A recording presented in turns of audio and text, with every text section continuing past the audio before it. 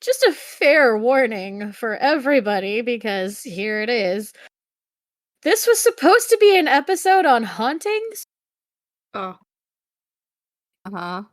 This is more of a history lesson. Cool. By accident. Well then, give it to me, baby. Mm-hmm. All the girlies say, pretty fly for a white guy. Yes! Oh yeah. Okay, so hey, Phobos, sisters, brothers, and others. I'm Jynx. I'm a genius. I am Harper. I am Snacks.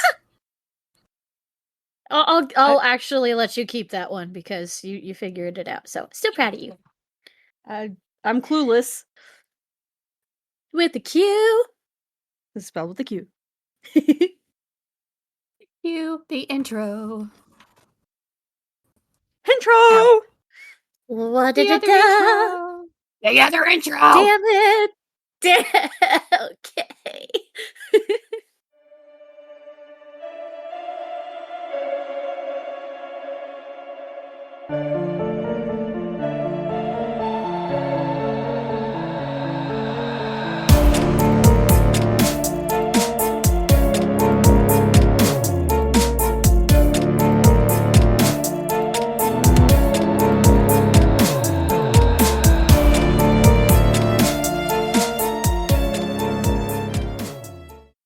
Okay, so today, I wanted to talk about hauntings, but that is sort of gonna happen. You're in for a history lesson. 'Cause I fucked up. But I didn't fuck up, but I did fuck up. It was supposed to be a haunting, like a main course of haunting with a side of history, but it turned into a side of haunting with the main course history. Fuck yeah. Yeah. Gotta love the unpredictability. The first place I chose, because I woke up this morning and I was like, I don't want to do either of the episodes I already have ready. I want to do this one. Oh, good timing.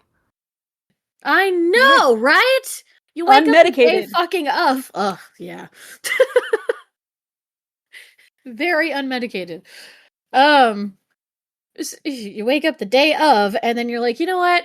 Scrap the other two for later. I want this one. One that I have no notes on.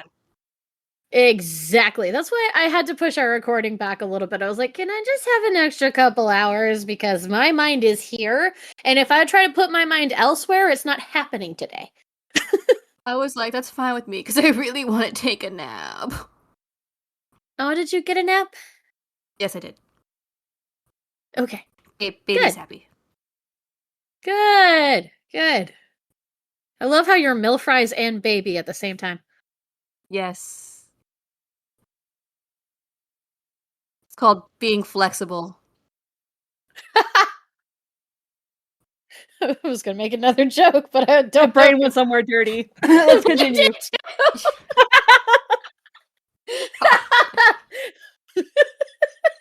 I'm sorry. This is an unholy place. No It is, shit, I'm sorry. Sherlock. I am respectful. Please promise I'm respectful. We'll fix that. You don't have to be. We're okay. Yeah, we'll fix that. Don't worry. Oh no! We'll ruin you, don't worry. I have a wife. She's just fine by herself. To be fair, your wife will join in with us. Exactly, she's doing fine all by herself. One of us. One of us. Shishta, did you hear that they're going to discontinue the Blueberry Red Bull? No! What? Yeah, they're discontinuing the blue. Oh man, feel my pain. That's my favorite. I know, that's her. I know. That's why when I heard about it, I was like, oh no, Shishta! Monster discontinued my favorite flavor. Oh no, what did they discontinue? Papillon. It was like a nectarine and peach flavoring. Dang. It was really good. I was obsessed with that shit. And all of a sudden, I was finding it less and less, and then I found a Reddit thread just like, hey, where the fuck is Papillon? Found out it was called Monarch in the UK. Nice. Okay. And then found out unanimously that everybody else was freaking the fuck out too when they found this out on the Reddit thread. That they discontinued it! They're no longer selling it! That's and I get that they need to keep like refreshing things, but keep the good shit. Mountain Dew discoed fucking Voltage for like 2 or 3 years, and they had to bring it back because it was so fucking popular. They brought it to where they were only doing it like once a year, and now it's year round. And I'm like, don't ever fucking take my soda again, because that is my absolute fucking favorite soda. If I could live off of that shit and not be diabetic for it, I fucking would. Yeah. But yeah, so just stock up while you can, sis. Yeah, don't make the same mistake I made. I'm sorry. It's just when I heard that, I was like, oh, I have to tell my sister, because that's her favorite. I was like, no, they can't. They can't, not that one. Anything but that one. So I'm sorry. I'm sorry. It's okay. So when I looked this up, because I didn't know which one I specifically wanted to do. I knew that I wanted to do a haunting, and I was like, okay, I have so many options, because there's Ghost Hunters, there's the BuzzFeed Unsolved or whatever. There's all kinds of I know, aren't they great? I really love them. like Twin Paranormal. Ryan and Shane are hilarious. Mhm. But like I really like Twin Paranormal too. Like they go all in, and so I've been watching a lot of their stuff. I've been watching, I actually watched the BuzzFeed Unsolved episode, and a couple, like I watched Ghost Hunters, I watched a couple others too. Oh my gosh, TV, I watched that one. To get some idea on like what was actually caught on camera and things like that. For the second place. For the first place, I couldn't really find anything camera-wise, but I did find a lot of like people talking about it. So when I look it up, and I'm like, all right, most haunted places in the world. Let's not do America, let's do the world. And I found the Castle of Good Hope in Cape Town, South Africa. Okay. Where? Cape Town, South Africa. Okay. I've never done a case or anything that far out in South Africa. Like, so I was like, okay, this is exciting. This is new. I could base a whole episode on this. I got 1 page. I have 7 pages total. I got 1 fucking page. So, yeah, no, I was like, but it is known as one of the most haunted places in the world. It's like top 10. But how was there only 1 page of those other? That's the million fucking dollar question, isn't it? Their website that I can't even access on my phone. I had to go on my computer to find The this. horror. I know, First right? world It's not like my computer is right in front of me. Here's the thing. I'll use my computer to like look shit up, and then I'll use talk to text in my Google Docs, so I'm like reading as I'm like it's typing and reading at the same time. So I was like, haha. And it makes it go so fast. I say that, but I've been working on this literally from 9 to 4. Working 9 to 4. It was like 9:14 to like 4:30. I've literally been working on this all day. But yeah, so I'm looking the shit up. I go to their website to try and figure out the history of the place. I'm looking everything up. You can't find hardly anything on the hauntings, at least that I've been able to find. But I did get a lot of the history of the place, which was cool. So, the Castle of Good Hope in Cape Town, South Africa, is known as one of the most haunted places in the world. Built by the Dutch East India Trading Company in the 17th century, the Castle of Good Hope has a pretty rich history. March 25th, 1647, I almost said 19, but that is a 6. Dyslexia. I am rife with it. But March 25th, 1647, I almost did it again. Dutch Indiaman, which a Dutch Indiaman is just a large sailing vessel or a ship used by the company for trade between the Netherlands and East India. I'm going to butcher all the names in this, by the way. So don't come at me, because I'm American and ignorant. So Save me a flank. so the Dutch Indiaman did New Harlem. Nailed it. Huh? Okay. Ha! Perfect. Signed, sealed, delivered. um, was on its way to Holland from the East Indies when a storm caused the ship to run aground in what is now known as Milnerton? Sure. Yep. Thankfully, there were no casualties, and a junior merchant named Leendert Jansen was to stay behind with 60 other crew members to look after their cargo while the others boarded the other ships in the fleet and sailed off, continuing their way to Holland. Jansen and his crew made the most of their time there, growing vegetables, catching fish, bartering with the locals, etc. And they actually made the area well and truly habitable. When Jansen and his crew finally did return home, he and fellow officer Nicholas Prout compiled a report on the Cape on its suitability to see if they could use it. Given that it was easily habitable, they decided to go ahead and turn it into a refreshment station for ships on their long journeys. And their report was known as the Remonstrantee. Cool. Sure. Sounds good. Yeah. And that was what they used to highly recommend the idea of, utilizing this space. And they were supported by Jan van Riebeek. Riebeek? There's two E's, so I'm going to say Riebeek. A member of the Riebeek. Just start beak. Beak is a funny word. Ribic? Like a frog. Sorry. I couldn't help it. I was thinking frog too. But I feel like that's probably disrespectful. Never mind. I mean, 1600s. He's pretty far gone. He's by fine. now. He's fine. Yeah, I think he'll survive. That guy is I mean- gone. Survive. I hope he hasn't survived. If I survive that long, I'm gonna be so pissed off. I'm gonna be so mad that I lived that long. And not because of your name.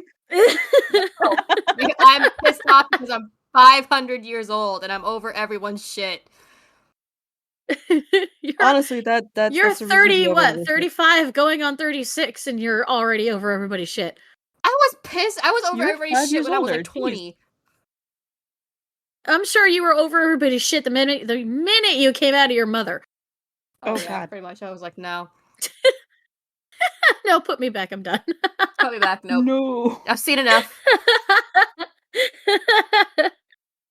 But yeah, so Jan van Riebeek, a member of the fleet, he was a member of the fleet that had picked them up, supported this idea. So he accompanied 79 men and 8 women on a voyage to the Cape to begin building in 1651. 79 men and 8 women. Yep. Okay. Oh no. Steven, mind What you. could go wrong? Everything. Seems God. perfectly safe. Yeah, great. So the first, quote, permanent, unquote, and that's quoted because the structure was a fort on the site, but, or on the site that was presently called Grand Parade, but it was built out of, like, clay and timber, so it wasn't really secure. And Jan realized that they needed something more substantial, so he called on everyone to kind of give the go-ahead for the construction of something stronger.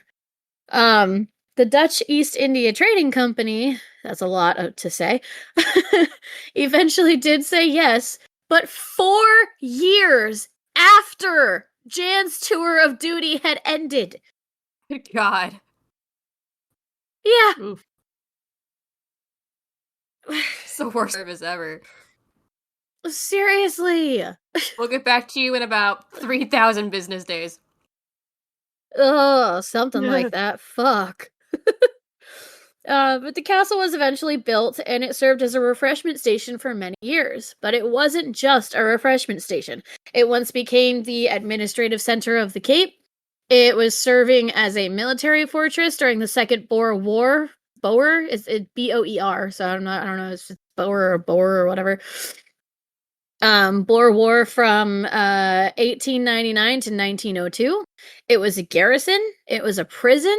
It had dungeons that served like holding cells and even a torture chamber called, I'm going to butcher this, Die Donkergat, which means dark hole.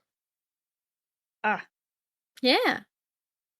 This was where executions were held, and it also housed a gallows. That's kind of where the hauntings began in the 18th century. A governor named Peter van Noot had been cursed at the gallows by one of the 7 men that he condemned to death for desertion. It started going downhill. Hauntings started being noticed around 1915 when a tall man was seen on one of the walls. Small things would happen from time to time, but reportedly in 1947, things got a little bit more intense. The same man was seen continually jumping off the wall. No, thank you. Hell no. Yep. Or walking on it. There was a lady in gray, most people think was Lady Anne Bernard, who is seen walking around or hysterically crying and running through the castle. I mean, same. Valid. The bell tower would ring on its own accord after a soldier was found hanging there because he hung himself. Yep. So now sometimes the bell will ring on its own, and it's like right over the front, right over the front gate too. Oh god. First thing you see, livens up the place, you know? Yeah, you know, just a body hanging there. It's fine. Peter is also said to roam the castle, and apparently when you go into the torture chamber, you feel a sense of being watched. And sometimes you'll see flashes of light. There's a lot of footsteps. There's a lot of tapping. A lot of other people are saying that they've noticed like past dignitaries that were held in holding cells in the prison area, multiple soldiers in garb, and all kinds of other like little things. But that was all I could fucking find. So that's all? Just, it's haunted as fuck, the end? Pretty much. You know what? That whole story about the guy, like, getting on the wall and then jumping off the wall, even though he's already dead, does not leave me feeling any better about the fact that, oh yeah, death is the end. No, it's not. No. That fucker wanted to die and he was already dead. That fucker wanted to be double dead. Go to... Oh, God. Go to double hell? Well, I mean, he wasn't in hell, he was still here. Well, so he was in hell, yeah. Yeah, if he wanted to die, he was in hell. Yeah. Oh, we are horrible. It's great. Okay. Oh god, you guys are terrible. You're rubbing off Thank on me in the you. most non-sexual way. You're welcome. No, You're gonna start pulling this shit on your wife, and then she's just gonna be like, "Who the fuck are you?" I have my moments with my wife. I have my moments. But she has more. Yes, she has does. more. You know her. I do, yes. That's why I said yes, she does. Because I know. Bonus round, let's go! Seriously, originally, like I said, I wanted to do an entire episode on this alone. But I found out there's not a lot of information out there. It was literally, this place exists, it's super haunted, the end. Yeah. It was like, this place exists, this is why this place exists, there's ghosts. Goodbye. Bye! I'm like, and the thing is like, everywhere else I looked kind of gave me the same information more. Like, I know this! We know this. Yeah. I'm like, okay, I read their website. I read their history. I went online and watched YouTube videos. I fucking did research for hours and I got nothing. So then I said, you know what? Fuck it. We're going So to then- another haunted area. Huh? So then, Yes. so sweet. So then, Did I actually rage. do that? I So didn't then,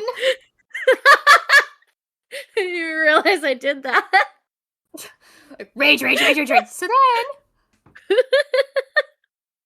Okay, well. Are we sure I'm not bipolar? That was a joke, I promise. But anyway. I mean, I was was about to say, gonna say no. Why? I was making a joke because I go rage, and then that she was saying, I'm like, that's all over the fucking place. But I'm pretty sure that's just my ADHD being wonky. I thought that my ADHD was like pulling a deja vu on me because I'm listening through the entire conversation. I'm just like, what is going on? Like I'm hearing the same thing. Deja vu? What? No, we're just repeating ourselves. Yeah, this happens a lot. You should see us in person. It just happened that my roommate was talking outside my door and I wanted to make sure she wasn't talking to me, and then I come back to the conversation and then rage, and then rage. What? No, we're just repeating ourselves being dumb. It's fine. I thought I was going crazy. I mean, you are, but that's beside the point. Yeah, it is beside the point. So, because I couldn't find anything more on this, I was like, you know what? Fuck it. I'm moving on to something else. And this is something that I've been wanting to do for a long time. I've known about this for a long time. And I was like, what? I like doing these kinds of things. Let's just go ham. Let's go all into it. Welcome to another history lesson, because I didn't find a lot on the ghosties. I did find a lot on the ghosties, but I found more on the history of it. To be fair. Talk nerdy to me. Sorry. But to be fair, there face, I couldn't. It's fine. It's fine. I'm not mad about it. No. Their website has so much information. It has a straight up timeline. I got so much history. And a little bit of ghosties. And a little bit of ghosties. So again, I failed at getting the ghosties. Which is weird because I'm surrounded by them every day. You can keep the ghosties. I'm good. I'm trying to avoid them. That's fair. We still got to work on your protections, but we'll do that later. Yeah. I suck at it. I'm terrible. Hey, you know, you just gotta learn. But anyway, Yes. I moved on to another haunted area that I've been to for a while now and just never got to it. So after the bonus haunting that we just had, because that's what I'm calling it, we are going to move on to the Eastern State Penitentiary. And this I have 6 pages on. And it's all fucking history except for 1 page. Okay. So it was opened in 1829 as part of the movement to change the behavior of people convicted of crimes through confinement in solitude with labor. The Eastern... Huh? That sounds very... Never mind, go ahead. Yeah. It sounds odd, but, you know... Sounds very concentration campy. You're not wrong, but you're not right either, and we'll get into that. Just the way it sounds is just like concentration campy. And you're not wrong. I will give you that. That does sound very much like it. I'm like, ooh, that's a problem. I didn't even think of that, but oof. The Eastern State Penitentiary was more of an experiment to try to help alleviate some of the issues the jail and prison system were having at the time, overpopulation and things like that, where back in the day, they wouldn't hold you in a prison. They would hold you in a cell with a bunch of people, and that was where you waited to die. There was nothing else. You waited to die. You were, gonna be brought to the gallows, gonna have your head chopped off, something to that, something of that sort. That was what was going to happen to all criminals. So they kind of wanted to work on a jail and prison system, and to like reform criminals. So in 1787, we're going to pop back a little bit. Benjamin Franklin and Dr. Benjamin Rush established the Philadelphia Society for Alleviating Public Prisons. I kid you not, that's what it's called. Creative. I know. It was the first prison reform group in the entire world and is actually still around today, but now it's called the Pennsylvania Prison Society, and it promotes correctional reform and social justice. They thought that the prison systems were too harsh because you'd get in and then die. Yeah, and they thought that people could be changed. So the society proposed this experiment trying to transform the face of incarceration in America. I used a big word and my dyslexia went, what? Huh? Fuck that shit. Yeah, I wrote this and I'm like, my dyslexia just went, eh? So moving forward again, in 1821, the Pennsylvania legislature approved funding to build the Eastern State Penitentiary. Now, many leaders believed that crime is the result of environment and that solitude would make the person convicted of the crime remorseful. I laughed because when I wrote leaders, it came out as like the measurement and not people leading the country. So, it feels important for some reason, I don't know. It was the first of its kind prison designed to reform prisoners. What the fuck? Designed to reform prisoners is what was written. The prison prisoners. Let's not confuse them with the non-prison prisoners. Not to confuse them with the hostage prisoners. Oh. Yeah. Different prisoners. I don't know. Designed to reform prisoners and make them regret or feel penitence, which is actually why they're calling it a penitentiary. Penitentiary, yeah. Fucking Penitentiary. shit, you got me doing it now! What the fuck? I have ruined you! My wife ruined me, not you. That's fair. You don't take credit. I take credit for that word. Yeah. But yeah, that's actually where the word came from. So they wanted to make you feel penitence, so they put you in a penitentiary. But they did that through a strict system of solitary confinement with labor, as we talked about before, known as the Pennsylvania system. Plans were finalized to prohibit all contact between the prisoners. Masks were even fabricated to keep the prisoners from communicating during rare trips outside their cells. And I'm gonna send this picture in the pics and sources really quick so you guys can see what the hell I had to, because it's hell. Are you guys ready for this shit? Because it's oof. Yes, let's go. It's in pics and sources.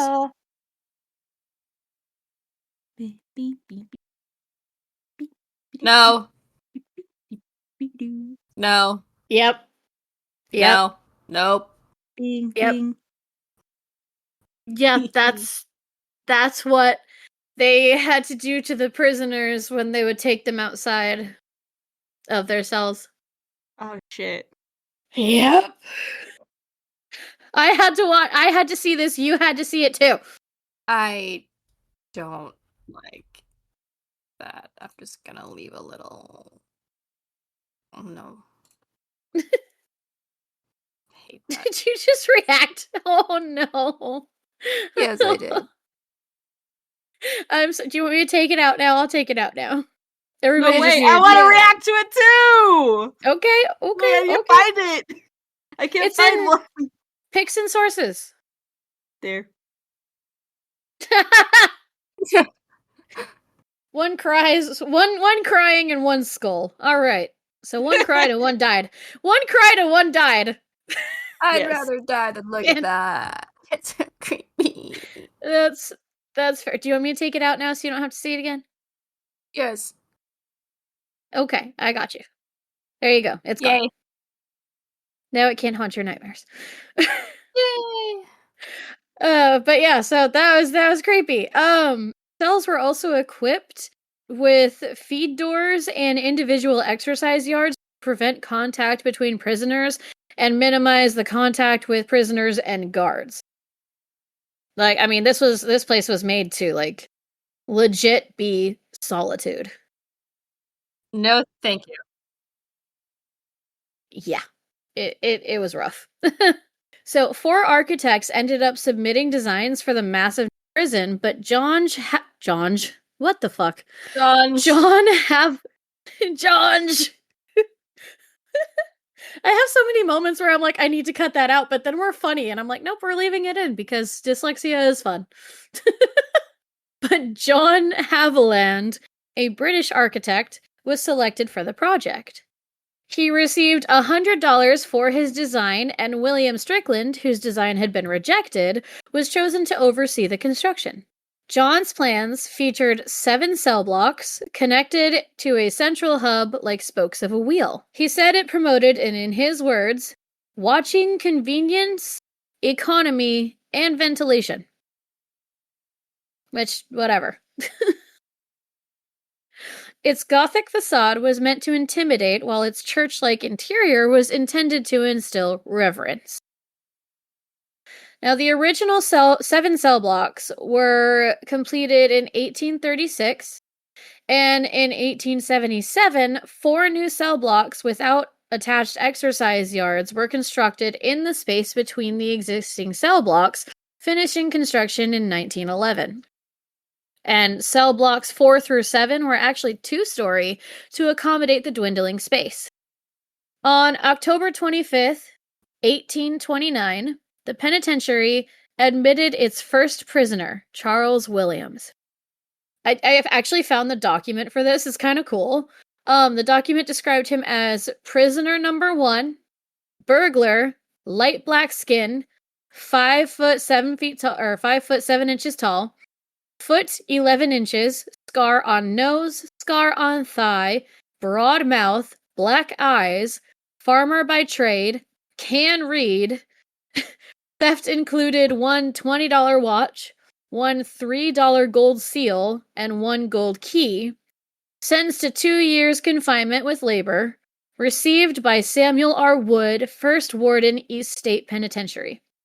Imagine being prisoner number 1. Right? Being the Not to be only confused one. with hostage one. 1. I am number 1. I am the goat! Ah! He's a farmer by trade, and that's what makes that funnier. Oh my no. god.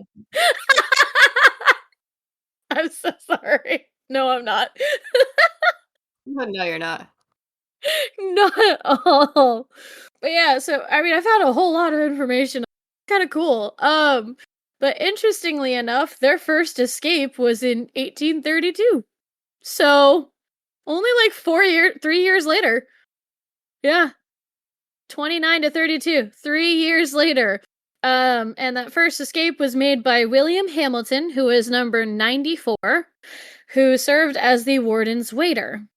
He lowered himself from the roof of the front of the building and escaped. He was like, bye. No, thank you. Well, here's the thing.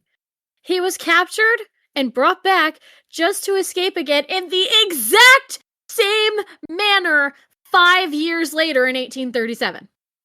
They didn't think to, take precautions. Apparently not. When you get too big, you think you're bigger than you are.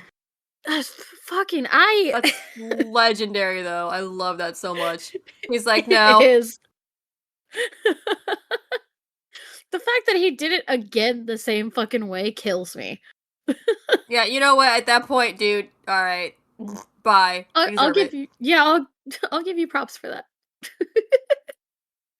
But as innovative as this prison system was, people were really quick to criticize.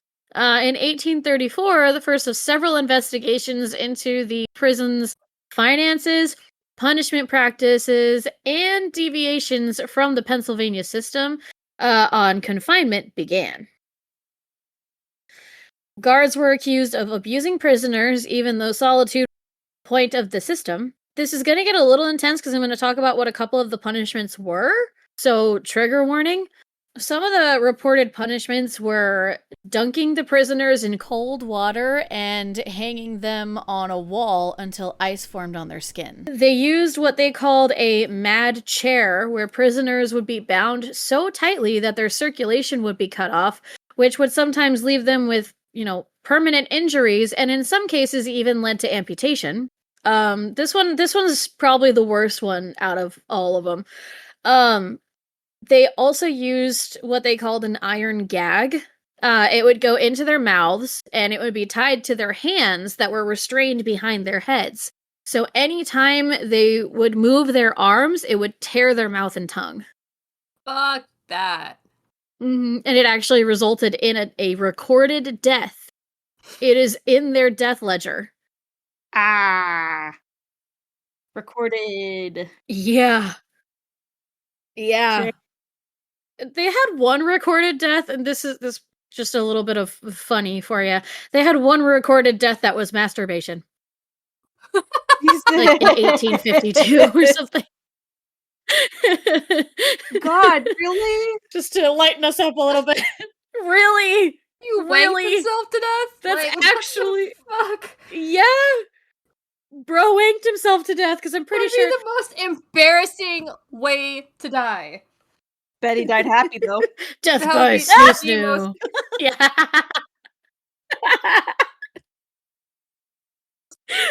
Like, God. It's actually either... I think it was either 52 or 57. I'd rather have the iron gag. At least that's more metal. Yeah, literally. Yeah. Yeah, I think it was either 52 or 57. 1852 or 57. And yeah, it's actually in the ledger. Oh my, imagine filling that out. Like, I'm not filling that out, you fill it out. I'm not writing that down. Yeah, I mean there was a lot of murder, there was a lot of, A lot of masturbation, apparently. a lot of I guess so. Yeah, that was probably one of the most interesting things in the ledger. But yeah, so the tortures were pretty rough. But yeah, so in 1842, Charles Dickens actually visited and called the penitentiary practices, and I quote, rigid, strict, and hopeless solitary confinement. I believe it, in its effects, to be cruel and wrong. So it was facing some pretty serious backlash, almost from the beginning. And in 1913, they officially abandoned the Pennsylvania system. However, the practice of the strict isolation was kind of done away with decades earlier, as prisoners had started to share share cells, dining spaces, and more due to rapidly growing population within the prison. It was only originally designed to hold about 250 people, but the population peaked at approximately 1,700 in the mid-1920s. Damn. Yeah. Yeah, it was bad. It was because they were trying to accommodate the new state prisons that were being built, while construction continued at the Eastern State Penitentiary throughout its throughout its operational years. In 1929, SCI Graterford, known as the Eastern States Farm Branch, added another 3,500 beds to the prison network at the same time. Construction at the Eastern State had expanded the penitentiary footprint from 7 to 15 cell blocks. I mean, so much had been expanded. I think it's like 11 acres at this point. So they have like the regular basis, and then they have an extra farm branch that was added.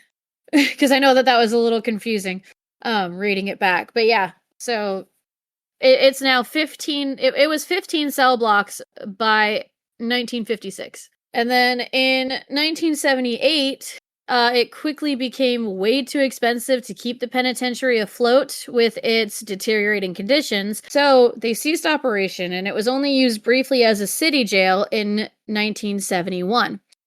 Then it stood empty with the possibility of demolition until 1988, when a task force of concerned architects, preservationists, and historians urged the Philadelphia mayor at the time to hold the process of selling the site. Now it's preserved as an iconic landmark, and it has been stabilized to make it safe and accessible for the public. You can actually go and visit them today. But some of the most notable prisoners were Frida Frost. She was the last of the female prisoners in the penitentiary because it was co-ed, because they couldn't see each other, so it really didn't, matter too much.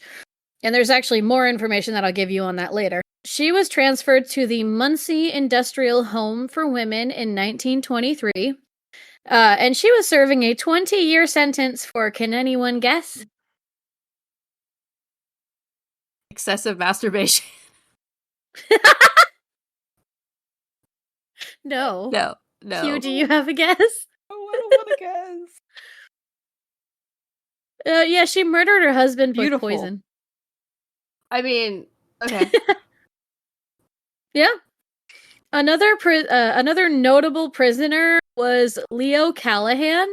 In July, Leo and 5... Okay, that's supposed to say accomplices, but it says accounts. Cool. In July, Leo and... Right. I'm so mad. I'm like, why? At least you knew what it said. Yeah. Yeah, I mean, I've spent all day on this, so if I didn't know at least part of what it said, I'd be really mad at myself. In July, Leo and 5 accomplices, armed with pistols, successfully scaled the east wall, holding up a group of unarmed guards. Now, more than 100 people have escaped the penitentiary during its 104 years of active use.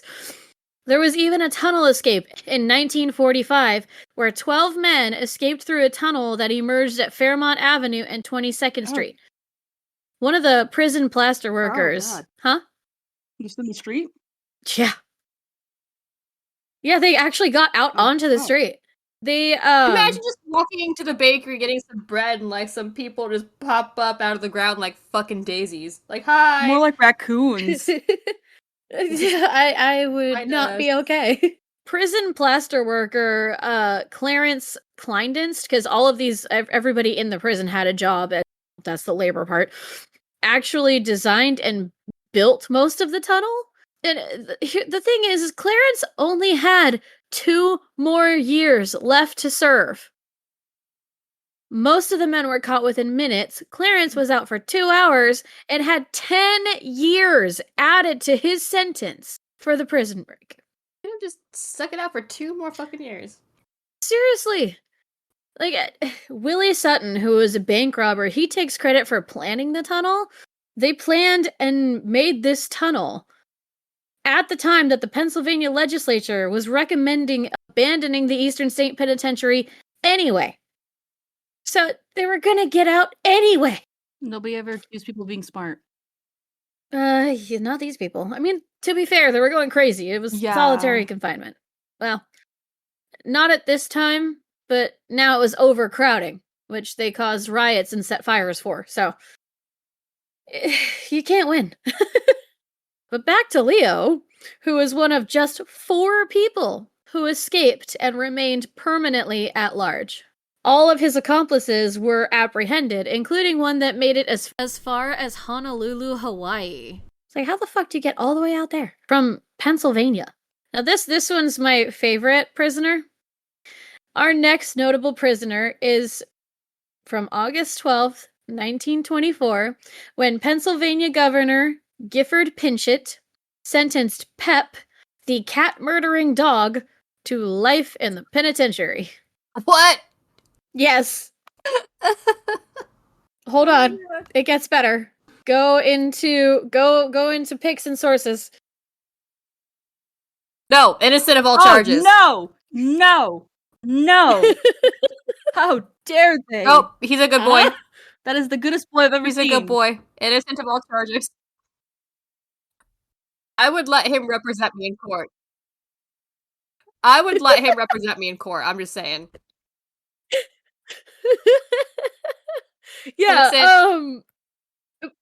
yeah, well, apparently he had killed the governor's wife's cherished Are cat. you kidding me? And prison records actually reflect that he was assigned a prison number C-2559, which is in the picture, as you can see. Oh my god. It's in his mugshot. He has a fucking mugshot. He looks, yeah, it's a mugshot. I don't know how else to describe that face. It is a mugshot face. Seriously. Now, there is a little bit of debate on this. He may have sentenced the dog, or he just donated the dog to the prison to increase morale. Considering the fact that they have a tag number, I doubt it was a donation. Yeah. Some people speculate, but I'm just like, I thought that was a funny one to add, because it's fun. I mean, yeah, it's Yeah. fun, but it's fucking sad too. Look at that dog. Oh no! Dog. Can I pet that dog? Pet That's that just what's dog. making me think. Can I pet that dog? Yeah, same. You want to know something Mhm. else that's kind of cool? Al Capone was held there. Oh shit, really?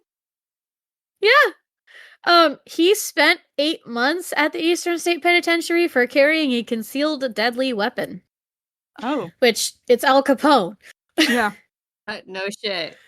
An article in the Philadelphia Public Ledger from August 20th, 1929, described his cell as, and I quote, "The whole room was suffused in the glow of a desk lamp, which stood on a polished desk on the one scrim walls of the penal chamber. Hung tasteful paintings and the strains of waltz were being admitted by powerful cabinet radio, or by a powerful cabinet radio receiver of handsome design and fine finish." So he basically had the works in his digs, and his prison number was C-5527. Now, as cushy as this was for him, apparently there are reports that he was heard screaming, "Jimmy, get out and leave me alone," begging to be left alone by whatever was haunting him. Now, people speculate that the significance of that is from the Valentine's Day massacre was believed to have masterminded. It resulted in 7 deaths, one of which being Jimmy Clark. So a lot of people think that it was Jimmy Clark who was haunting him during his 8-month stay, because people heard him screaming. Damn. Yeah. We're going to move on to 1937, when Victor Babe Andrioli was convicted of killing a Pennsylvania state trooper and was sentenced to life for first-degree murder.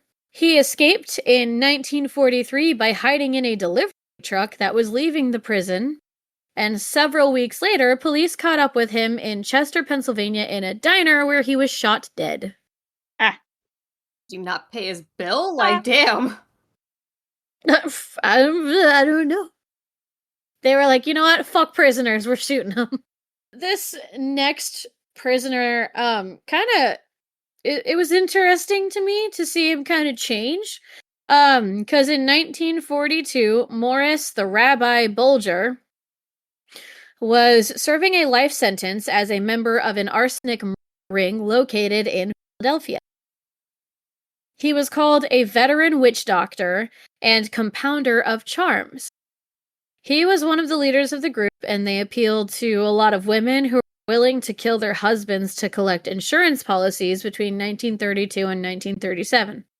So he had a 5-year stint of just helping women kill their husbands for money. I mean, Whoa. Okay. we love a boss babe. We do. We do. The group was responsible for the death of at least 30 people, and 16 people were convicted for participating in the syndicate, including Morris and Horace Perlman, who also served time at the Eastern State Penitentiary for the murders.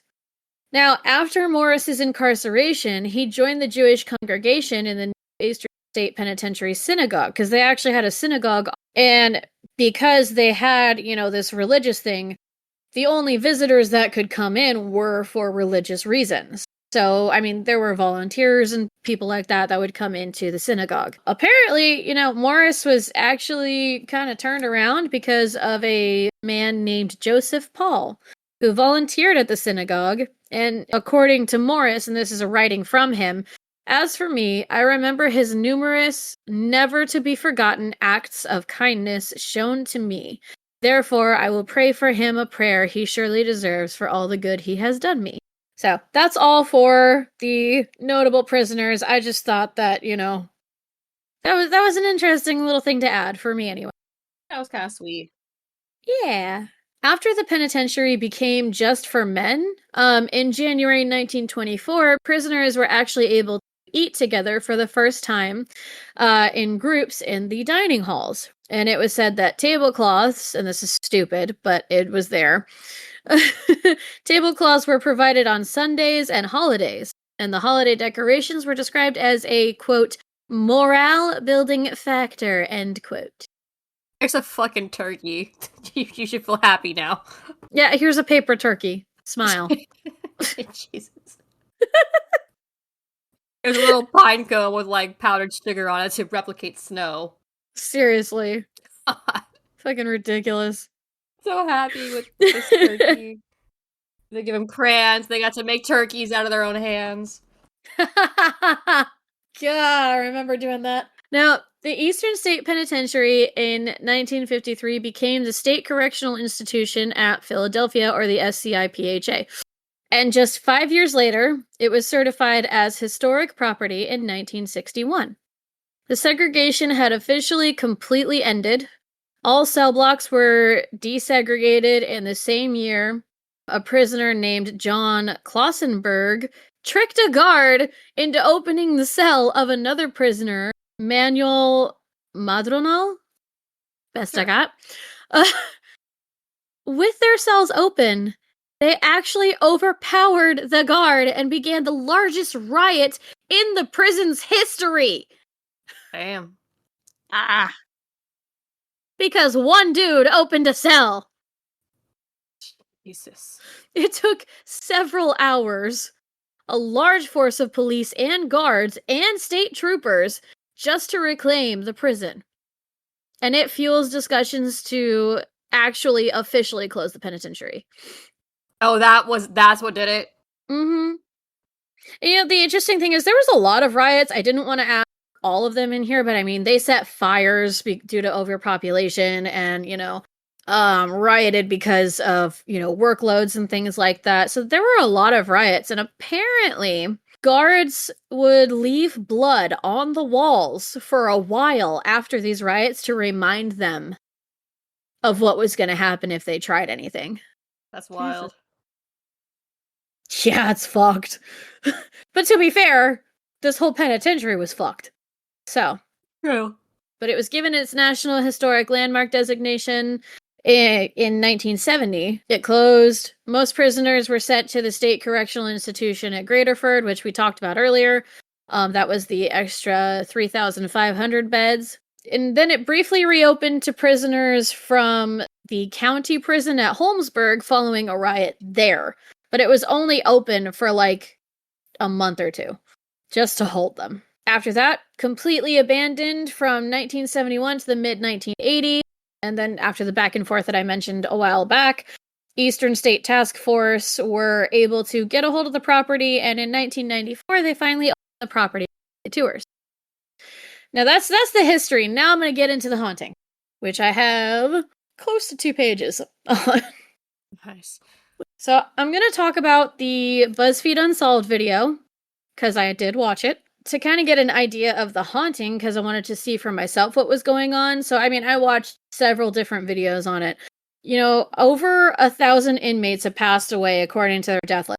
Around 1,400. On camera, you can hear footsteps down the empty hallway, as well as tapping, whistling, followed by a loud footsteps.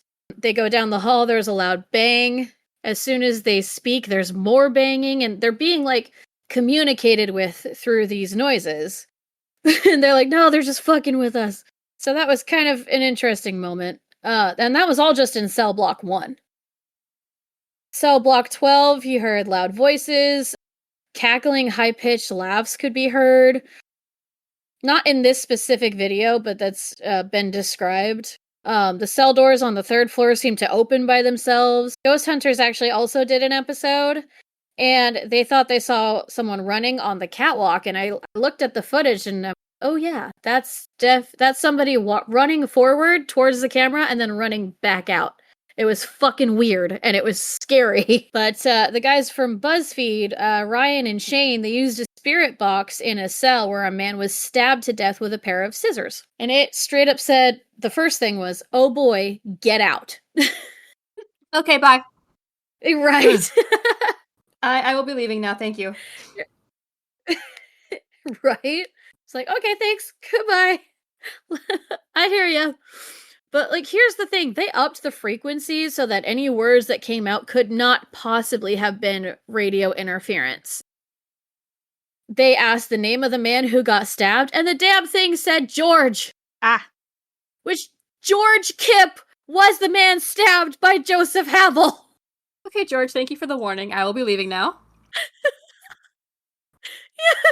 Well, and even then it was just like, are we through? That actually came through the spirit board. Or spirit, not spirit board, but spirit box. Are we through? Yep. Like, okay. Bye! Yep, we are. We definitely are. Goodbye. Yeah, no, I was, Another high activity block is the high security block 15, where people have reported whisperers and shadowy figures running. One recording, Shane and Ryan heard a scream and they played it back. So I heard it the first time, and then I heard it through the playback. Somebody straight up screamed. They walked into a cell and you hear a straight up whimper like somebody was crying. And here's the thing that really got me when I heard the whimper was it sounded so young. Like, it was scary young. I thought it sounded like a dog or a child. Yeah. Tell me it wasn't the dog that was in jail. No. I don't know. Does it make me sad? Don't do this to me. I'm choosing to believe it wasn't. That's valid. It literally sounded like a dog or a child. It sounded so young.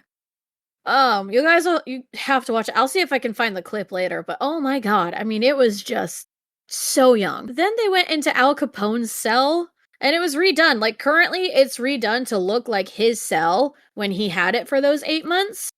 And then they asked to communicate with Al, even die there, but you know, a voice on camera before they even pulled out the box said no, and I was like, yeah, because you can't talk to him there. He's not there.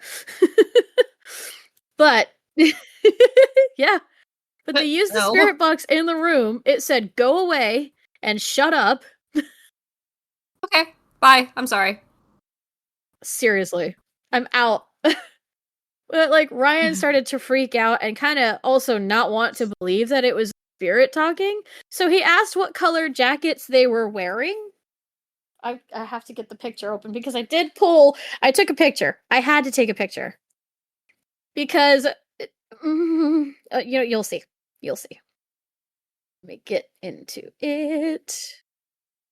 I don't like the way you say that. Yeah, you'll see. I sent the picture. You'll see. No. Well, his face, no. Brown and white. That's what color his jacket is, and it said brown and white. His face is like, Yeah. Hell nah. I don't like that. Yeah. I at really all. hate that so much. Yeah. I was like, oh, fuck. Then it, like, goes, look at these two. That came through. Kind of like the spirits were laughing at them because they both were shook. Which, duh. I'd be shook too. Yeah. I would be so far out of there. I'm all the way out of there. Yeah, that was fucking freaky. So they moved on to the cell where the Great Escape was attempted. That's the tunnel. Yeah, that's the one I talked about earlier with the 12 men trying to escape. And the second Ryan stepped foot into the cell, there was a very clear whistle. I was like, the fuck? Hate that. So apparently the way that they dug the hole was they all took turns. All 12 of them took turns in 30-minute shifts using spoons and flattened cans to dig a 31-inch hole in cell 68. Oh my god. That would take Well- fucking forever. And here's the thing. It went down 12 feet before it went around the wall and came up onto the Jesus. street. That's insane. Yeah. Yeah, hell no. Hell to the no. Oh no. Oh no. Oh, no, no, no, no, no. Hell no, no, no, no, no. Oh man, the inmates that were recovered were actually moved to the punishment block, which was cell block 13, also known as the hole, which we know today as solitary confinement. But this one had 4 solitary cells, all 4 by 8 feet. It was dark, dank, and poorly ventilated. Yeah, I went on to watch a couple other sources too. I watched the Ghost Adventures, Ghost Hunters, saw the shadowy apparition that they were talking about. It was fucking creepy. And even before the full investigation even started, they were getting their usual tour.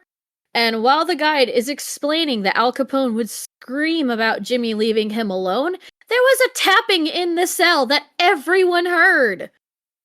Yeah. Mm-mm. We'll move on to Omar Gosh's. It's literally Omar Gosh TV's episode. He's on YouTube. I watched that one too. One of the first things you hear in broad daylight is a cough, and then some more coughs.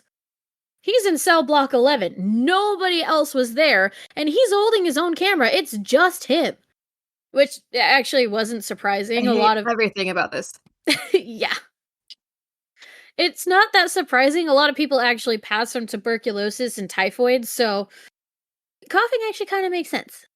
He keeps walking around again. He's completely alone, goes to another cell block. He actually spent some time there. I believe it was in 12. He had, like, nothing happen. And then he says out loud, okay, well, I've been here for a while. Nothing's happened, so I'm gonna turn. He turns to leave, and you hear, psst, hey.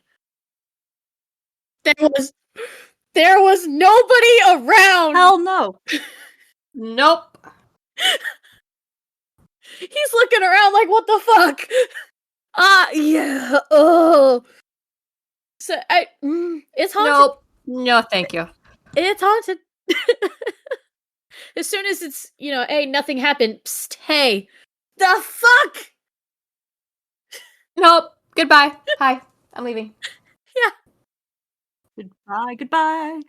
I don't know why you say hello. I say goodbye. No time to say hello, goodbye. I'm late. Nope. Hey, no. No, hey. No. Don't address me. Yeah.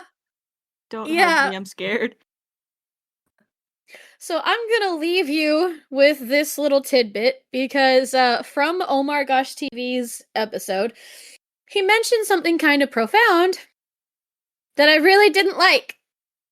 Apparently, the Eastern State Penitentiary housed children, What? They're fucked. which explains the very young whimper. Oh! I hate that. I looked it up. I'm gonna quote from the AI generated thing from. I looked it up. I'm telling you right now, this is from Google. I said, did the Eastern State Penitentiary hold children? And the answer was yes. Children and youth were held at the Eastern State Penitentiary between 1833 and 1850. Records indicate that approximately 294 children and young adults ranging from age 11 to 20 were incarcerated there for various offenses such as arson, larceny, rioting, and even murder. At 11? 11. That drove me crazy because nothing that I read said anything about that. But I didn't read the whole ledger. I didn't, I don't have all of that, right? I only have what I could find online. Now, they post a lot online. Plus, again, I watched a bunch of different people go through this as well. So, I mean, I got a lot of information from a lot of different sources that were physically there. I never figured out that there were kids until I decided to watch this guy who I'd never heard of. I mean, that was crazy to find out. And again, had to look it up. That was straight from Google. There are actual records. That's insane. Yeah. The fuck you doing at 11? That's gonna get you fucking sent there. Well, I mean, that's about the time that, Mary Bell started? Or was she 12? No, she was 11. I don't remember. I don't remember. I think fair. I think she started her first murder at 12, and then she got into her teens. But I mean, I know children can be murderers. I've done murder cases from children before. So, like, I know children, arson, larceny, rioting. It doesn't surprise me. I guess I'll take them being put in prison as opposed to them being put to death right away. But at the same time, not this one. That's fucking wild. Yeah. Thanks. You're welcome. I'm sorry. I'm still stuck on the dog. And I'm sad. Yeah. I'm stuck on the dog and the children. The doggy. Yep, because apparently the dog killed the governor's wife's precious cat. Precious cat. Yep, he was Pep, the cat murdering, the cat murdering dog. Like, Ugh. yeah, 1800s were a fucking riot, man. Yeah, do cocaine about it. They did. Regularly. It's fucking insane. So, that's what I spent literally all day on, and I ended the same way that I ended talking about it is the same way that I ended my research, because once I found out kids were involved, I was like, Ugh. Well, thanks for that cheery time. Here's the welcome. But yeah, so thanks for hanging out with me while I talk about my mostly fail of the day. Anytime. It wasn't a fail. It was a heartbreak. Okay, well, thanks for listening to us, guys. I'm Jynxxx. I'm tired. I'm Snacks. I'm clueless. If you want to find us, you can email us at sistersofthemacabrepodcast@gmail.com. You want to find us on Instagram, it's SFM Podcast1, and on Facebook, we are Sisters of the Macabre. Thanks so much for listening. Bye. Hear the outro. Bye. Bye bye. Goodbye. The proper outro.